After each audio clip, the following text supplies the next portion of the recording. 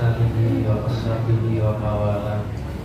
Subhanaka la ilma lana illa ma 'allamtana innaka antal azizul hakim. Innaka antal azizul hakim.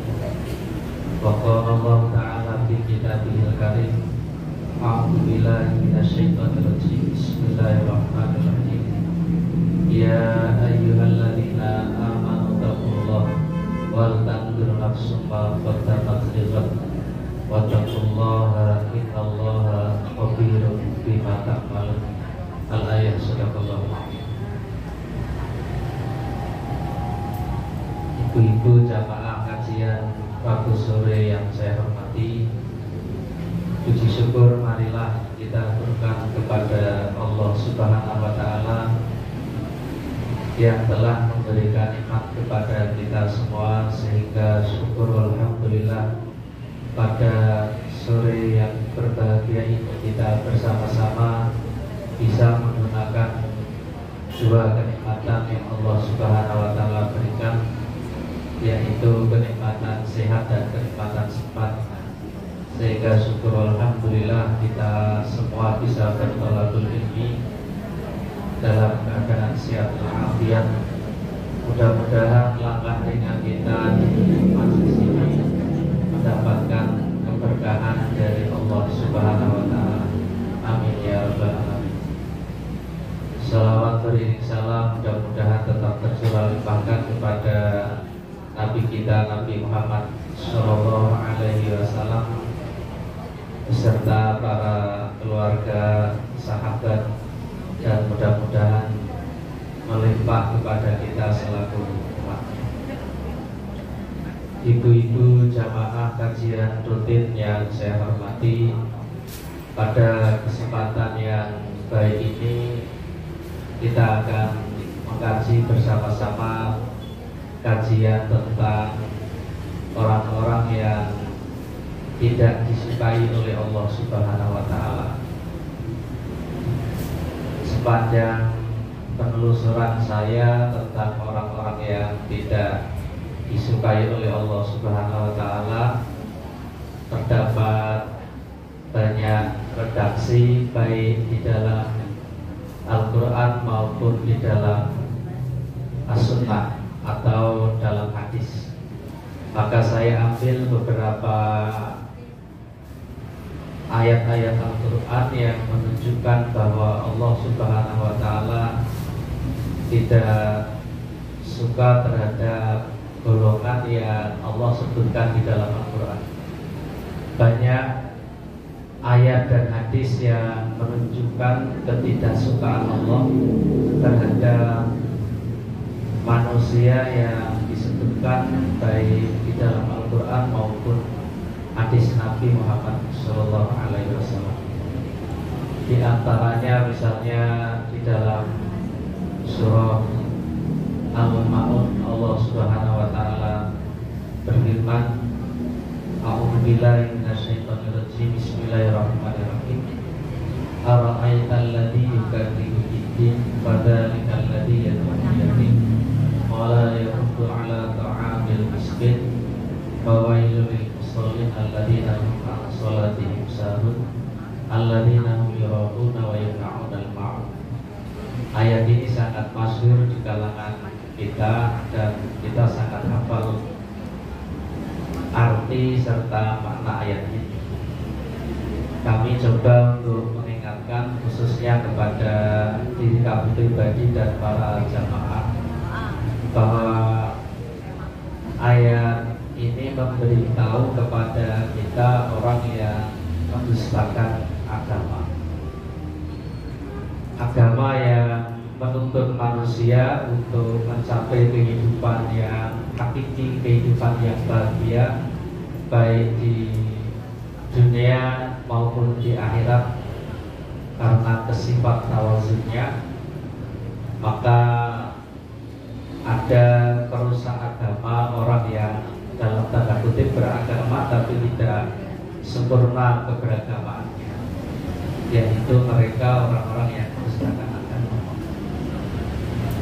Ayat ini dimulai dengan pertanyaan, Apakah engkau tidak melihat, apakah engkau tidak mengetahui siapa orang yang mendustakan agama, yaitu orang-orang yang kemudian tidak menyuruh, orang-orang yang tidak memerintah, atau orang-orang yang kemudian melarang, atau orang-orang yang menahan agar tidak memberikan makanan, minuman, jaminan kesehatan, jaminan kehidupan bagi orang-orang yang tidak mampu. Nah, yang kedua, ibu-ibu yang saya hormati, ada pula ayat di dalam Al-Quran orang-orang yang tidak disukai oleh Allah Subhanahu wa Ta'ala, yang paling puncak di samping orang-orang yang mendustakan agama, yaitu orang-orang kafir. Orang-orang kafir disebutkan misalnya di dalam surah Al-Baqarah ayat 276, wallahu la yuhibbu kulla kafarin asim. Dan Allah tidak menyukai setiap orang yang tetap dalam kekafiran dan selalu berbuat dosa. Kafir di sini dibagi menjadi dua. Yang pertama adalah kafir amali, dan yang kedua adalah kafir i'tiqadi. Kafir i'tiqadi itu sebuah kekafiran dalam keyakinan, sedangkan kafir atau kufarul amal yaitu kekafiran dalam sebuah perbuatan.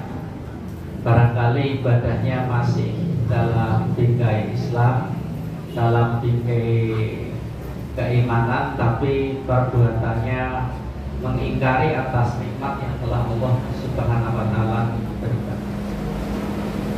Kemudian dalam surah Ali Imran ayat 32, Allah juga menyebut berulang, qul atiullaha wa rasul fa in tawallaw fa innallaha la yuhibbul kafirin. Katakanlah, taatilah Allah dan Rasulnya. Jika kamu berpaling, sesungguhnya Allah tidak menyukai orang-orang kafir. Kemudian di dalam surah Ar-Rum ayat 45, liyajziyal ladzina amanu wa 'amilus shalihati min fadli innahu la yuhibbul kafirin. Agar Allah memberi pahala kepada orang-orang yang beriman dan beramal saleh dari karunia-Nya. Sesungguhnya Dia tidak menyukai orang-orang yang ingkar. Nah, 3 ayat ini mengindikasikan, memberitahukan kepada kita semua bahwa Allah Subhanahu wa Ta'ala tidak menyukai orang yang ingkar, orang yang dalam tanda kutip kafir, menutup keimanannya yang sesungguhnya menjadi pokok dasar bagi kehidupan orang-orang yang beriman, kemudian dia ingkari. Berikutnya Allah Subhanahu wa Ta'ala juga tidak menyukai orang yang al-mu'tamadun, yaitu orang-orang yang melampaui batas. Misalnya dalam surah Al-Baqarah ayat 190, innallaha la yuhibbul mu'tadin. Karena sesungguhnya Allah Subhanahu wa Ta'ala, sesungguhnya Allah Subhanahu wa Ta'ala tidak menyukai orang-orang yang melampaui batas. Allah itu memiliki aturan di dunia ini. Yang paling baik adalah aturan Allah. Kita sebagai makhluk Allah Subhanahu wa Ta'ala, kalaulah kemudian melanggar batas-batas yang telah Allah Subhanahu wa Ta'ala langgar, disebut al-mu'tadin. Atau misalnya dalam ayat yang lain, yaitu surah Al-A'raf ayat 55, ud'u rabbukum tadarru'an wa khufyatan innallaha la yuhibbul mu'tadin. Berdoalah kepada Tuhanmu dengan rendah diri dan suara yang lembut. Sesungguhnya Allah tidak menyukai orang-orang yang melampaui batas dalam apapun, baik dalam bermuamalah duniawiyah maupun bermuamalah ukhrawiyah. Kalaulah kemudian kita melakukan peribadatan atau ibadah yang jangan terlalu over, jangan melampaui batas-batas yang Allah Subhanahu wa Ta'ala tentukan. Kadang-kadang orang beribadah, ibadah itu baik, tapi kan ada batasan-batasannya. Ada batasan-batasan minimalnya, juga ada batasan maksimalnya, sesuai tentu dengan kemampuan yang kita miliki. Kemudian dalam hal melakukan perbuatan duniawiah ya juga seperti itu. Kita ditunjukkan oleh Allah Subhanahu wa Ta'ala supaya menjaga diri dan tidak memaksakan diri untuk berbuat sesuatu yang kemudian menjadikan kita over. Kemudian Allah Subhanahu wa Ta'ala menjelaskan di dalam surah Al-Maidah ayat 87. Ya ayyuhalladzina amanu la tuharrimu thayyiban ma ahallallahu lakum wa la ta'tadu innallaha la yuhibbul mu'tadin. Hai orang-orang yang beriman, janganlah kamu mengharamkan apa-apa yang baik yang telah Allah halalkan bagimu, dan janganlah kamu melampaui batas. Sesungguhnya Allah tidak menyukai orang-orang yang melampaui batas. Yang haram ya tetap harus kita bilang haram, yang halal tetap kita harus bilang halal. Tapi ingat, yang halal pun ada batasan-batasannya, sehingga ada unsur kepantasan, ada unsur kebaikan terhadap apa yang kita pakai dan apa yang kita konsumsi. Misalnya makanan-makanan yang halal itu ya bisa kita makan, tapi tentu tidak boleh berlebih-lebihan. Sholat sunnah itu baik, sholat sunnah itu baik, tapi tentu sesuai dengan kadar dan kualitas yang kita miliki. Suatu ketika ada sahabat Umar bin Khattab melakukan sholat malam. Karena beliau terlalu bersemangat, akhirnya subuhnya ketinggalan. Begitu ketinggalan, siang-siang matahari sudah terbit, beliau baru datang ke masjid.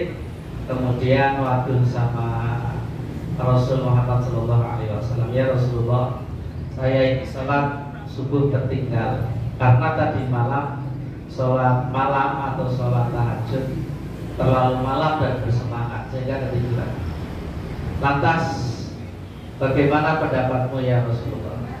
Kemudian Rasul mengingatkan bahwa kewajiban yang harus kau lakukan lebih diutamakan daripada sunnah yang kemudian mengikutinya. Nah, ibu-ibu yang saya hormati, melakukan kebaikan-kebaikan itu ada tahapannya. Mana yang harus didahulukan, mana yang harus menjadi prioritas, dan mana yang menjadi hukum biasa bagi kita, atau setelah hal-hal yang prinsip. Mengutamakan yang prinsip atau yang wajib harus lebih diutamakan daripada yang tidak menjadi prinsip. Misalnya kayak gini, mohon maaf ibu-ibu yang saya hormati, ya.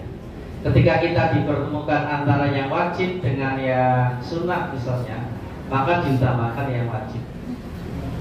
Misalnya memberikan sesuatu itu yang lebih diutamakan kepada siapa? Sisi lain, ibu-ibu masih punya tanggungan anak-anak, masih punya tanggungan anak-anak. Di sisi lain ingin beramal. Yang didahulukan mana? Quran memberi ajaran kepada kita bahwa bersedekah, berinfak, berbuat baik diutamakan kepada kaum kerabat. Kaum kerabat itu siapa? Ya keluarga. Kalau keluarga selesai, baru bisa kepada tetangga dekat. Kalau tetangga dekat selesai, baru kepada orang-orang yang ada di sekitar kita, teman kita, keluarga kita, dan lain sebagainya. Jangan sampai kemudian orang-orang yang dekat dengan kita, anak kita, cucu panjenengan, karena saya belum punya cucu,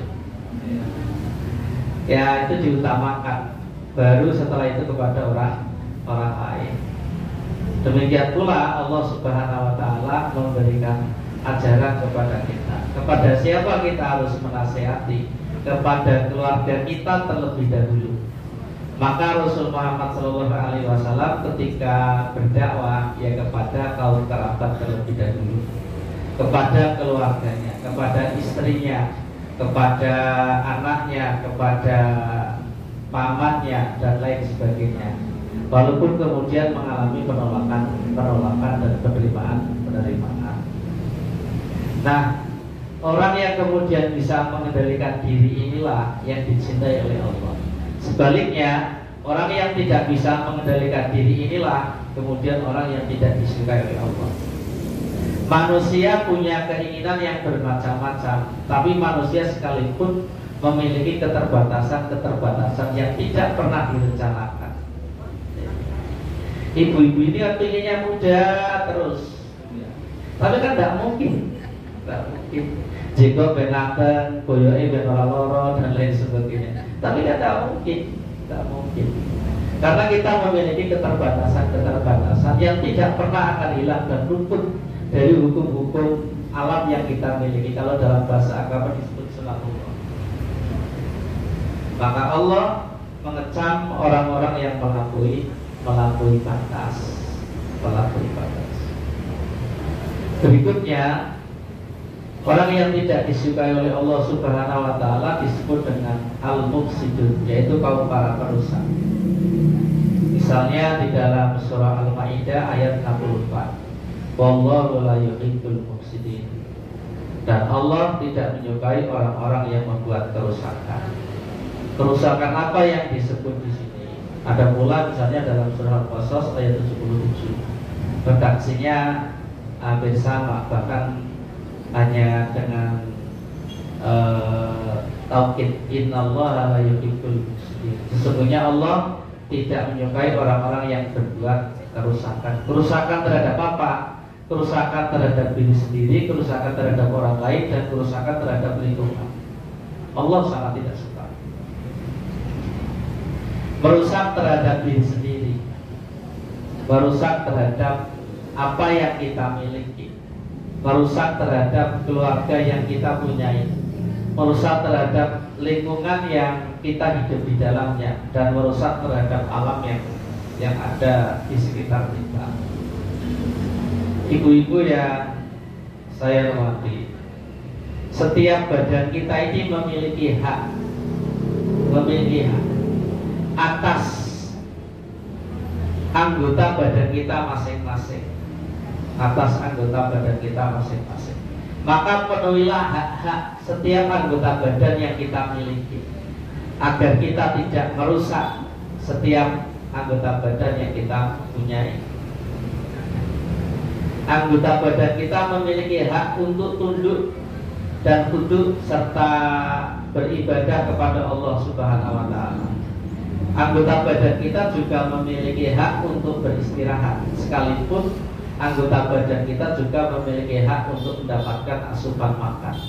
Hak-hak itulah yang kemudian Rasulullah Shallallahu Alaihi Wasallam memiliki statement dalam sebuah hadis yang sangat luar biasa, agar kita kemudian menjaga apa yang telah Allah Subhanahu wa taala karuniakan kepada kita agar tidak rusak.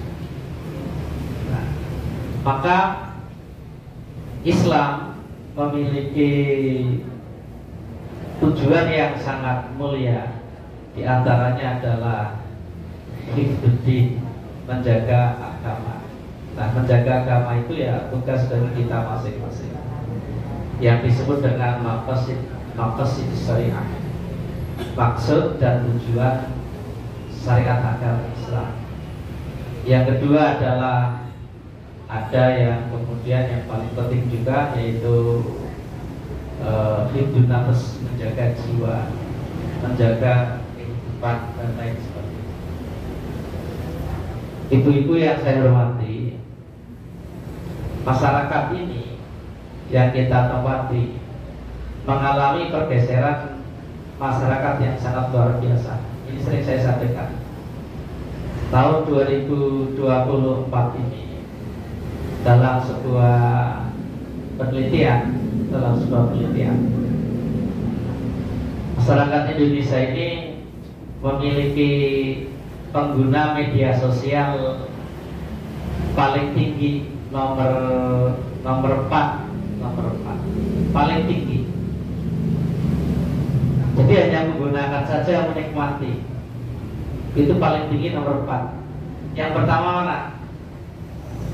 Yang pertama, ibu yang saya hormati, penduduk yang paling tinggi menggunakan media sosial justru bukan Amerika Serikat atau Jepang, bukan ya. Tapi justru masyarakat yang ada di Afrika sana. Itu rata-rata menggunakan media sosial dalam 1 jam, dalam 1 hari itu 4 jam. Kemudian masyarakat Afrika di mana? Di Kongo, itu nomor 1. Jadi setiap hari mereka bermain HP itu 4 jam.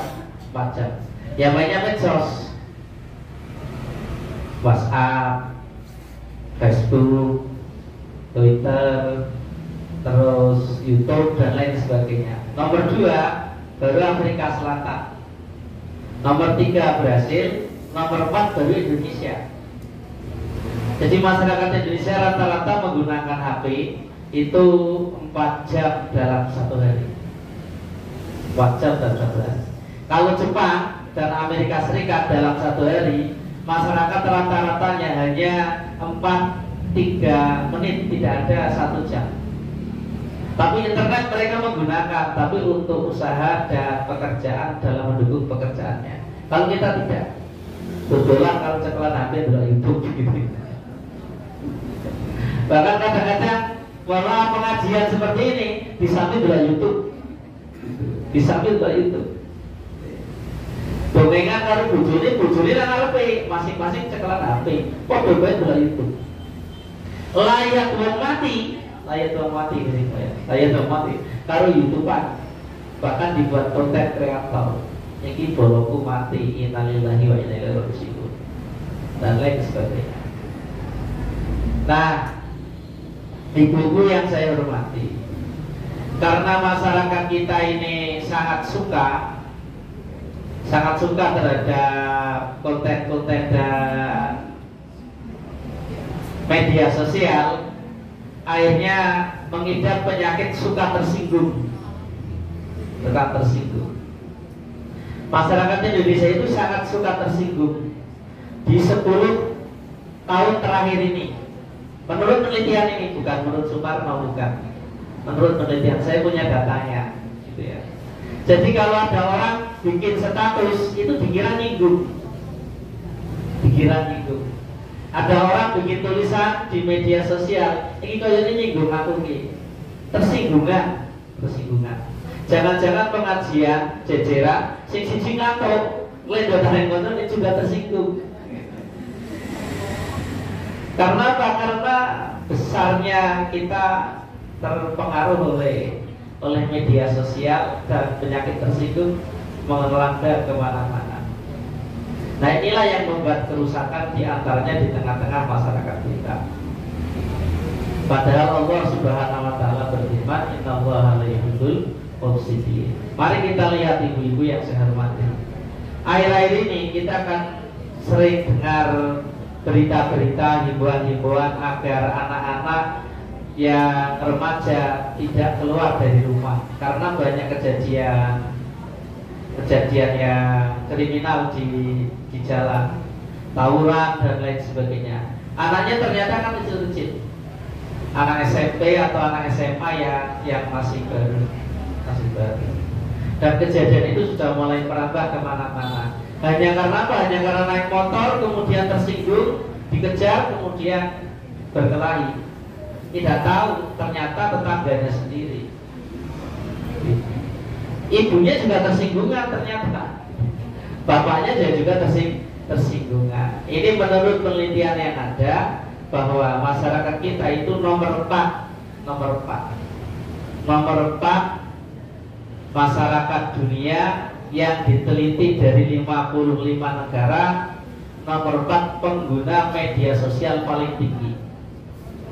Sekarang penelitian yang kedua, masyarakat kita di Asia, bukan di ASEAN, di Asia itu pengguna media sosial yang paling tidak berakhlak. Asia ini nomor 1, tidak main-main gitu ya. Jadi siapapun, kapanpun, dimanapun, terhadap apapun itu bisa dikomentari, tidak ada unsur privasi, tidak ada. Ada orang sedang duduk di foto jret, si ngantuk, ini koyone wong arep mati di komentari kowe. Padahal si ngantuk. Ini orang yang kemudian paling rendah akhlaknya di media sosial, kita bisa lihat semuanya. Karena memang media yang ada di tempat kita, walaupun ada undang-undang yang mengaturnya, tidak membuka potensi untuk berbuat seperti itu. Maka penyakit tersinggung itu kemudian muncul di masyarakat nyata yang sedang kita alami. Oleh sebab itu, ibu-ibu yang saya hormati, orang berikutnya yang tidak disukai oleh Allah yaitu orang-orang yang suka berbuat zalim.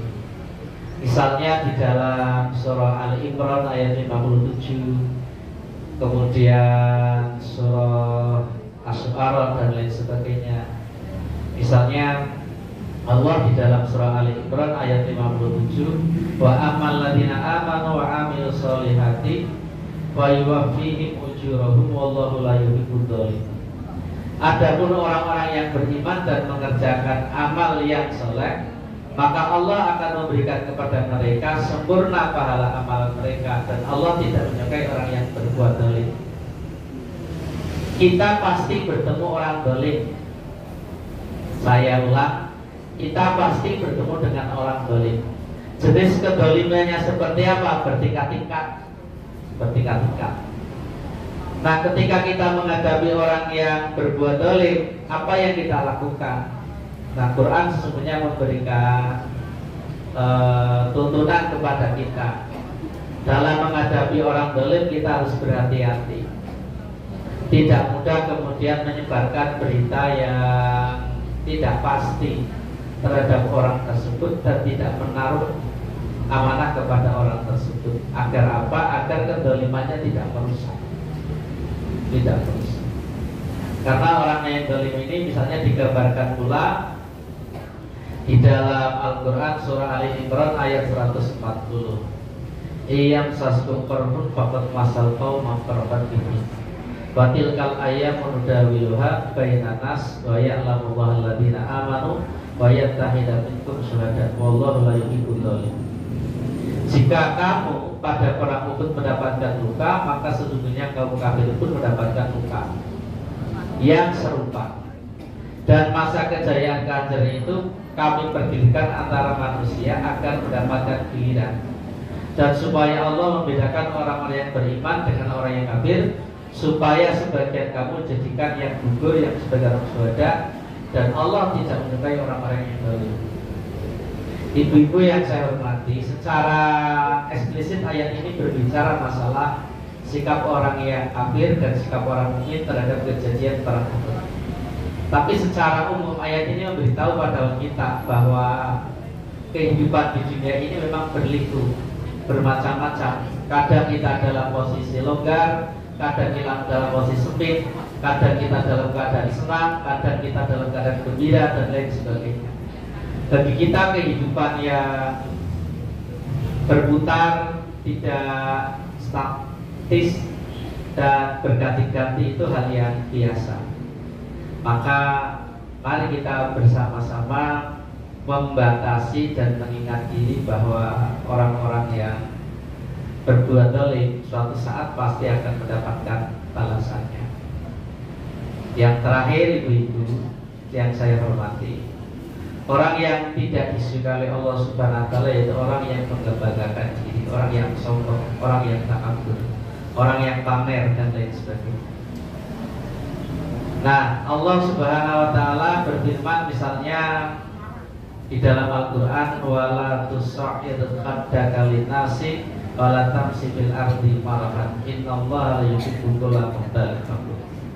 Dan jagalah dan janganlah kamu memalingkan mukamu dari manusia karena sombong, dan janganlah kamu berjalan di muka bumi dengan angkuh. Sesungguhnya Allah tidak menyukai orang-orang yang sombong lagi membanggakan diri.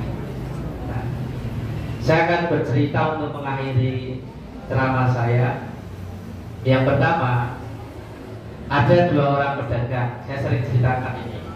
Ada dua orang pedagang. Yang satu berdagang buah, yang satu berdagang ayam. Siji dodolan buah, siji dodolan ayam. Laris kabeh. Pembelinya banyak, pelanggannya banyak, sehingga buka jam 7, jam 12 sudah pulang di rumah. Saking larisnya. Nah, dua-duanya ternyata tidak sombong semua. Dua-duanya rendah hati semua. Semakin banyak pembelinya. Yang membedakan hanya kalau yang dagang ayam itu setiap Jumat bagian-bagian yang tidak inti dibagikan, koyo das, ceker, jeroan, itu dibagi-bagikan khusus hari Jumat, dibagikan secara cuma-cuma. Tapi yang pedagang buah tidak pernah melakukan itu. Kalau buah kan inti semua, tidak mungkin saya gosok dibagikan, tidak mungkin ya. Akhirnya tidak melakukan apa-apa. Akhirnya dibandingkan oleh orang-orang. Iki podo bae sukses, podo bae larise, podo bae sugih. Kok tingkah lakunya berbeda. Sing siji membagikan ayamnya khusus hari Jumat, tapi kita pernah bagi. Nek imbang ya kudu sesuai, jaluk imbang ora itu. Dan lain sebagainya.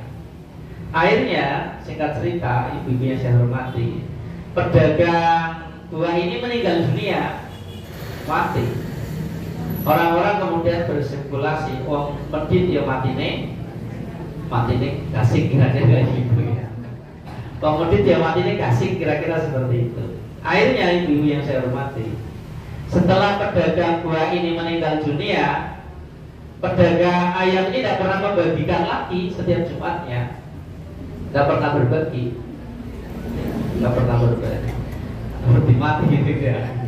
Artinya orang-orang yang pelanggan bertanya, nama kok sampai setelah bakul buah ini meninggal dunia, jenengan tidak pernah bagi-bagi. Oh, ternyata setiap bagi-bagi itu bagiannya sing bayari bakul buah.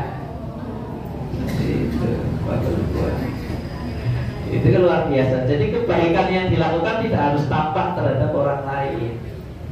Berarti sing ngambil bakul buah atau bagi api semua kalau saya itu bagus semua. Tapi itu menyadarkan bahwa memberi itu tidak harus kelihatan kadang-kadang, tidak harus kelihatan, ya.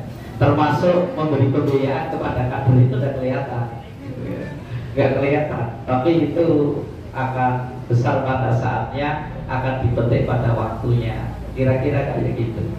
Yang paling berat kalau Muhammadiyah itu bangun gedung nggak pernah gagal, tapi membiayai kader itu masih tersel-sel. Kira-kira kayak gitu. Ini penting.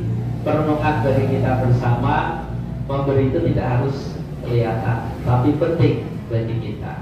Saya kira itu ibu-ibu yang saya hormati yang dapat saya sampaikan. Mari kita bersama-sama berdoa kepada Allah Subhanahu wa Ta'ala, lebih khusus untuk almarhum Bapak Haji Farid Afan, Ibu Haja Emi Rohmania, Ibu Haja Surti, dan almarhum Bapak Haji Majid. Al-Fatihah. Alhamdulillah Bismillahirrahmanirrahim. Alhamdulillahirabbil alamin arrahmanir rahim maliki yaumiddin. Iyyaka na'budu wa iyyaka nasta'in ihdinas siratal mustaqim siratal ladzina an'amta 'alaihim ghairil maghdubi 'alaihim waladdallin amin. Hamdan syakirin hamdan 'alimin hamdan yafi'u bil masjid. Ya Rabbana walakal hamdu kama yanbaghi li jalali wajhika. Allahumma ighfir lahum warhamhum wa'afi wa'afi nuzulahu wa wasfa'alahum. Allahumma iftah lahum abwaabal maghfirah. Allahumma iftah lahum abwaabal maghfirah. Allahumma iftah lahum abwaabal jannah.